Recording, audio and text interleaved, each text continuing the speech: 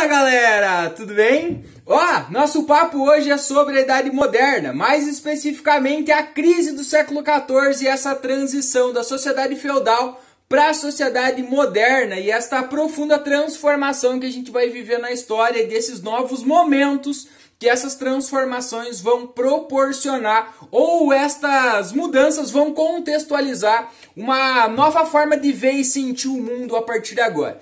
Uma coisa importante de a gente ressaltar e lembrar nesse momento é justamente pensar essas classificações que a história tem. Idade antiga, idade moderna, idade contemporânea, pré-história. Então todas essas classificações foram feitas e pensadas em um momento onde a Europa era o centro do mundo.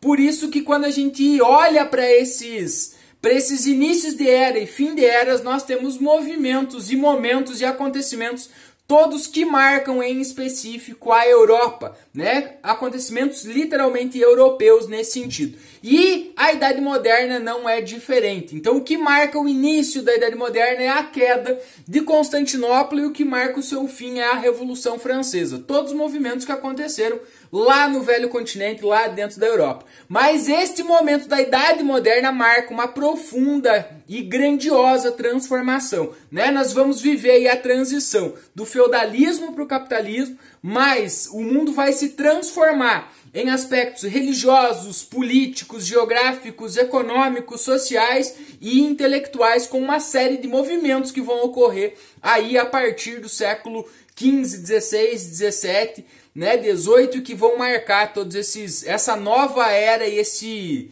novo período moderno para a vida do ser humano, literalmente. Mas para a gente entender um pouquinho dessa transformação, nós precisamos em especial entender o século XIV e os acontecimentos do século XIV, em específico a crise do século XIV. Então este momento da transição do feudalismo para o capitalismo marca, né, o deixar para trás de uma sociedade que era marcada, pautada por uma economia completamente agrária, de subsistência, uma sociedade estamentada, né, sem mobilidade social. Lembrem das três classes: os que oravam, os que guerreavam e os que trabalhavam, e uma característica política completamente descentralizada, porque todo o poder político estava na mão dos senhores feudais. Nós não temos unidade política, nós não temos um governo, nós não temos uma lei, uma regra social, jurídica, neste momento no continente europeu. Então essa era a grande marca, a grande característica da sociedade feudal nesse sentido. Só que a partir do século XI isso começa a se transformar. Algumas mudanças fazem com que gradativamente a partir do século XI, o comércio comece a ressurgir. Essas atividades comerciais vão fazer ressurgir também as relações urbanas. E estas relações urbanas vão provocar profundas transformações. Entre elas, em especial, o surgimento e fortalecimento da burguesia, daquela galera que vai trabalhar com o comércio e vai se dedicar, e eles trazem uma nova perspectiva de vida econômica, social, inclusive uma nova forma de medir e valorizar a riqueza. Agora os bens, a propriedade privada é o grande termômetro da medição da posição social dos sujeitos, não mais aquelas relações marcadas pelo feudalismo. Mas este sistema feudal em especial vai entrar em crise por causa de três fatores, né, que começam com o grande choque da crise do século XIV. Lá no início, né, do século XIV, a Europa vai viver um grande problema, vai ser assolada por algumas catástrofes naturais, em especial uma intensa quantidade de chuva, né? E lembrando que essas transformações do renascimento comercial e urbano vai fazer com que ocorra um grande crescimento demográfico, mas a produção de alimento não acompanha este crescimento demográfico. Então não se produz, ou se produz alimento no limite do que as pessoas consumiam ou necessitavam consumir. E esses acontecimentos climáticos afetam diretamente a produção de alimento nesse momento. Então, no início do século XIV, a Europa é acometida por uma grave crise de abastecimento, tanto no campo quanto na cidade. As pessoas têm dificuldade de plantar o alimento, então isso gera uma falta, porque eles não conseguiam produzir excedente para a quantidade de pessoas, a quantidade populacional que existia na Europa nesse momento. Levando uma característica muito forte da Idade Média, que era a organização urbana muito amontoada, casas muito perto, pouco iluminadas, abafadas, circulação de animais, né? Tinham esse hábito e a cultura de criar animais, e também os hábitos de higiene não eram lá muito bem aprimorados ainda nesse momento, e somando-se a essa falta de alimento e enfraquecimento, a Europa vai ser acometida aí durante o século XIV por vários tipos de doenças e epidemias que vão dizimar boa parte da população, em especial a população mais pobre, que era mais vulnerável, mais carente nesse sentido.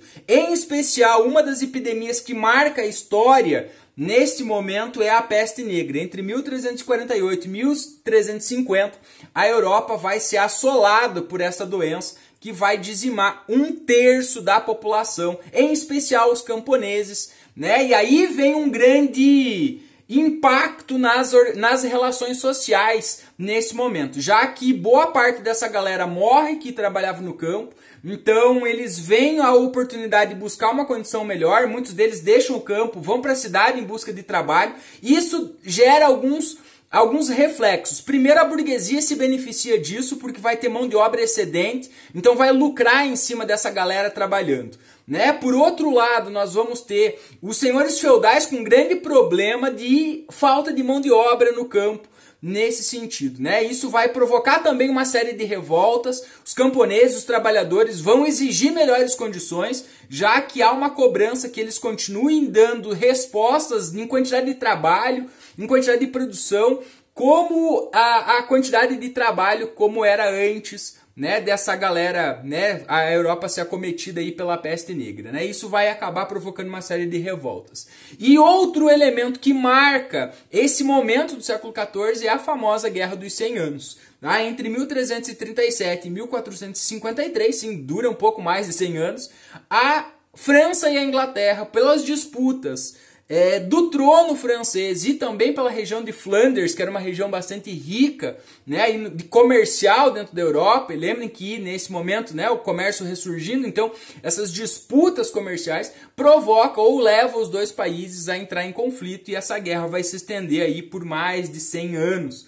Né? O destaque dessa guerra é a figura da Joana d'Arc, que é um personagem bastante conhecido e importante desse momento. Mas desta guerra, por ser longa, pelas suas características, vai acabar provocando uma grande transformação política nesse momento. Né? O grande empobrecimento dos senhores feudais, e aí sem condições de manter o controle sobre suas terras, sobre os seus exércitos, ele transfere o controle para o rei, que a partir daí começa a encontrar as condições para o seu fortalecimento e a construção dos estados modernos. Né? A burguesia vê nesse episódio também um momento aí propício para atender os seus interesses, e aí faz acordos com esse rei que vai cada vez mais se fortalecendo e se consolidando no poder, e aí a gente vai ver uma outra estrutura, uma outra organização política, social surgir neste período marcado pela Idade Moderna. Então falar da Idade Moderna é olhar e entender os efeitos da crise do século XIV, a crise social, a crise política, a crise econômica, a peste, enfim, todos esses acontecimentos, para entender todas essas transformações estruturais que a gente vai ver nesta famosa Idade Moderna a partir aí do século XV.